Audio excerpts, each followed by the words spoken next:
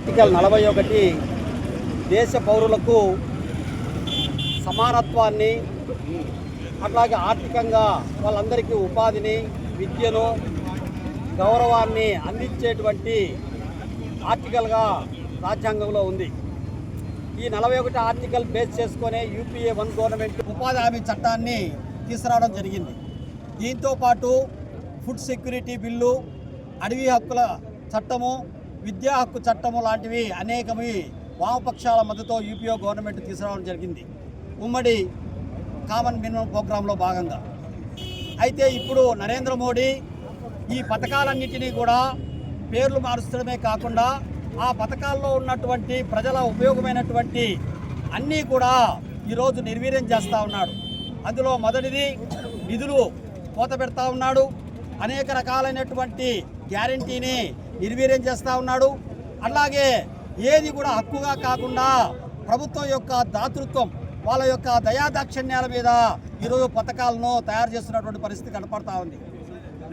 మహాత్మా గాంధీ, నెహ్రూ, అంబేద్కర్ లాంటి వాళ్ళు అనేక ముందు చూపు ఆలోచనతో భవిష్యత్తు భారతదేశాన్ని ఊహించి భారత రాజ్యాంగంలో ప్రపంచంలో ఉన్నటువంటి అనేక ఉన్నతమైనటువంటి రాజ్యాంగాలను పరిశీలించి మన రాజ్యాంగాన్ని ఆధునికమైనటువంటి రాడికల్ రాజ్యాంగంగా తయారు చేయడం జరిగింది.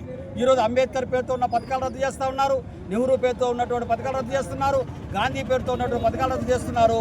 ఇది పూర్తిగా అప్రజాస్వామ్యమైనటువంటిది, నియంతృత్వం వైపుగా పోయేటువంటిది.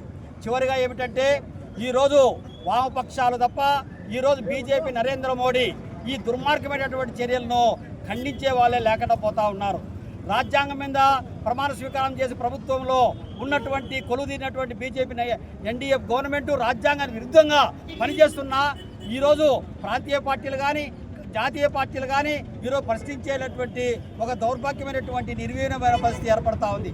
కాబట్టి వామపక్షాలు దీనికి ముందుకొచ్చి ఈ బీజేపీ నరేంద్ర మోడీ ప్రజా వ్యతిరేక చట్టాలన్నింటినీ కూడా వ్యతిరేకిస్తూ ఉన్నాము. ఈ జాతీయ నాయకుల యొక్క పేరుతో ఉన్నటువంటి ప్రజా హక్కులని హరించడాన్ని వ్యతిరేకిస్తూ ఉన్నాము. ఈరోజు పెద్ద ఎత్తున పోరాటానికి రోడ్ల మీదకి సంసిద్ధమవుతున్నామని చెప్పి తెలియజేస్తా ఉన్నాం. జి చంద్రశేఖర్, సిపిఎం జిల్లా కార్యదర్శి, కడప.